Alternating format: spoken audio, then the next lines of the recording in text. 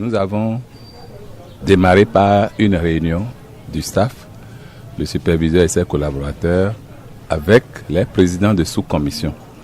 Nous appelons les présidents de sous-commission les responsables des différentes matières. Nous avons 9 matières ici, à savoir français, anglais, SVT, PCT, allemand, espagnol, mathématiques, histoire, géo et philo.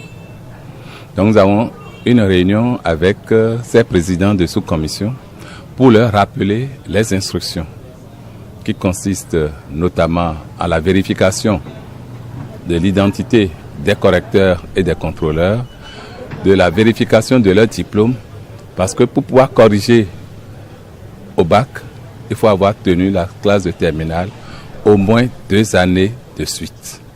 Avoir au moins la maîtrise et le CAPES.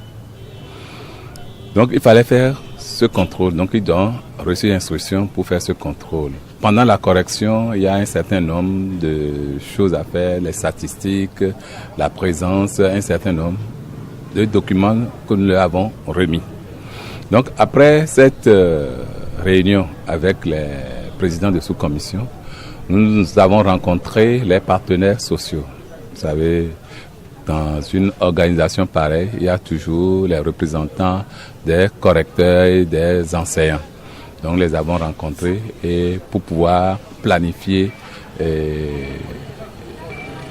l'organisation pour que la correction se fasse dans un esprit de consensus pour ne pas léser les intérêts des différents correcteurs. Donc, après ces étapes, les correcteurs, sous la présidence des présidents de commission, vont faire ce que nous appelons le corrigé type consensuel.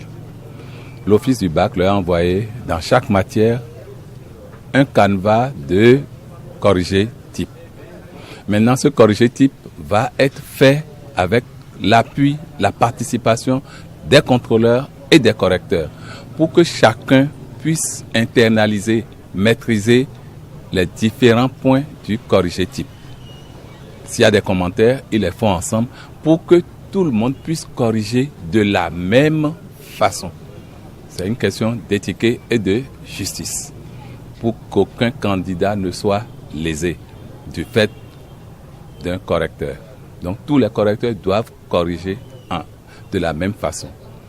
Pour toutes les corrections, il y a toujours un contrôleur. Nous avons prévu un contrôleur pour 4 correcteurs. Donc dès que le correcteur a fini, il donne la feuille corrigée au contrôleur qui vérifie s'il a respecté toutes les normes de correction. Au besoin, il va procéder à des corrections de ce que le correcteur aura fait. Donc nous sommes à cette étape ce matin. Et c'est après ça que la correction individuelle va démarrer, sûrement dans l'après-midi.